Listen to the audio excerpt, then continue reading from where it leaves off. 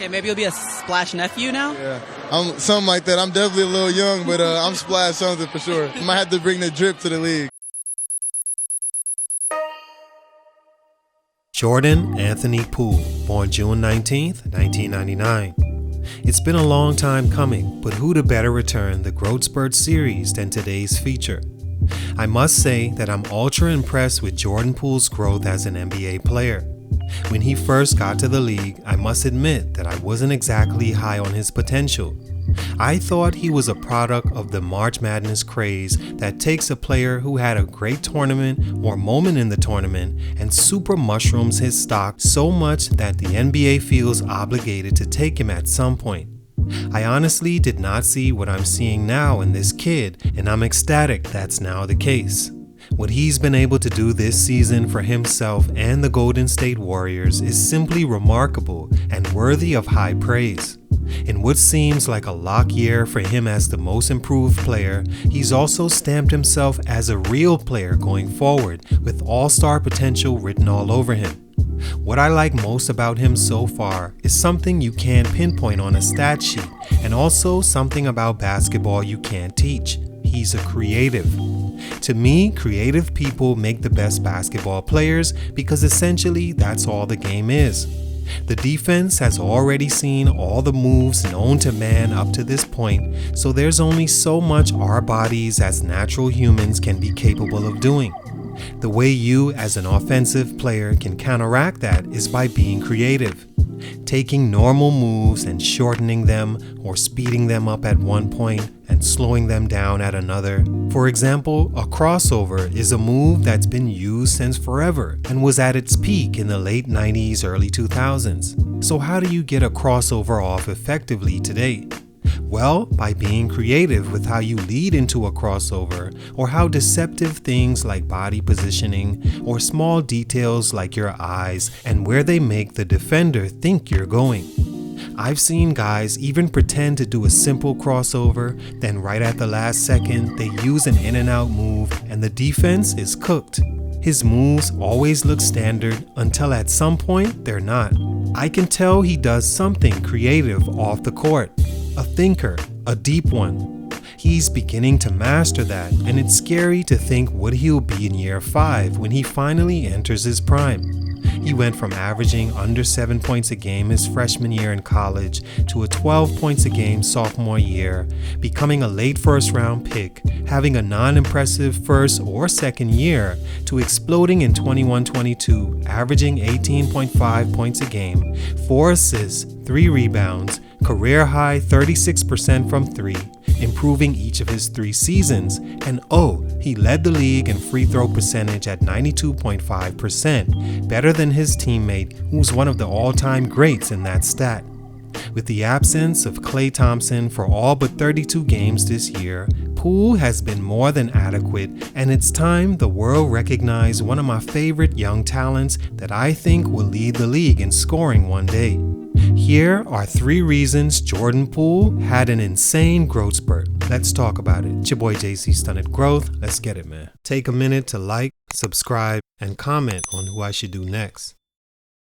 Jordan Poole is a 6'4" point guard shooting guard from Milwaukee, Wisconsin that was a 4-star recruit leaving high school, ranked 102 overall, the 18th best shooting guard, and not even the best player in his state, ranked 7th.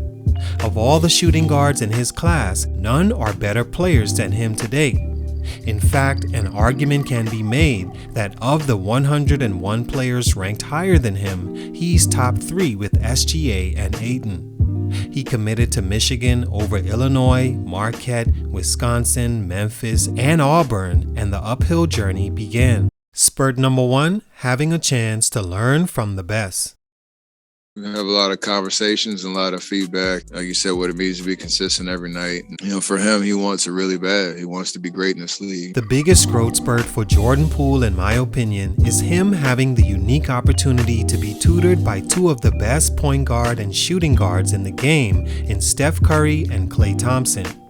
Not like they had to try and mentor him, but just being in the same building as two guys that have perfected the art of shooting, being smart, creative, and winners like he had with these two was all he could ever ask for. When Poole left Michigan, I honestly thought that was a mistake. I couldn't even believe he was being taken seriously, having averaged just 12 points a game the year he left and 6 the year before.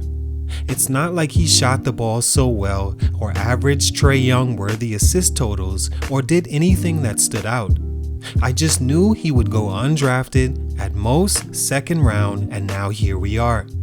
Even though he hit the shot heard around the basketball world in the 2018 March Madness NCAA tournament to defeat Houston, with Houston up 2 with 8 seconds to go. Michigan was so cooked, they were in foul mode to prolong their year. Houston went on to miss 2 free throws, Michigan has to go full court, they find Poole on the wing, and madness ensues. To me, it was the shot that got Poole drafted. Little that I knew, he was much more.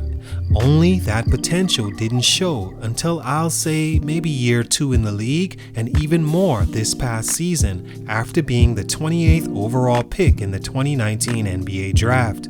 He couldn't have went to a better situation for his game style. No pressure at all, just sit back and watch Steph and Clay prepare on and off the floor. Their mindset during games, to film study, to how they communicate with their coach and organization, to their workout habits and what it took for them to become perennial all-stars and Hall of Fame talents. Having that chance to learn under those two was heaven sent for Jordan Poole. Spurt number 2, Klay Thompson's injuries. As if things couldn't get more fortunate for Jordan Poole. I hate to say that, but the reality is Klay Thompson not being able to play for the first 2.5 years of Poole's career really pushed his development forward and helped it peak much sooner. Thompson missed the entire 1920 season with a knee injury he sustained during the NBA Finals Game 6 of 2019. Make matters worse, he came back healthy, but maybe sooner than he should have for the 2021 season and wound up tearing his Achilles tendon in a pickup game in LA, missing a second season in a row, leaving Jordan Poole with all the space next to Steph as he could want. Steph Curry also dealt with injuries in that span and only played 5, 63, and 64 games since Jordan got to Golden State, giving him even more on-court development opportunities that he made the best of. He's improved his shooting all across the board every year, leading to a huge jump in production from year 1 to year 3. He's also played 76 games this season, showing he could be available, and also the hype was real. To do anything at the level he's playing at for that long stamps you as a real player with a real future in the league. A lot of that could be attributed to him getting the opportunities with Clay and even Steph out of the lineup. Spurt number 3, being consistent.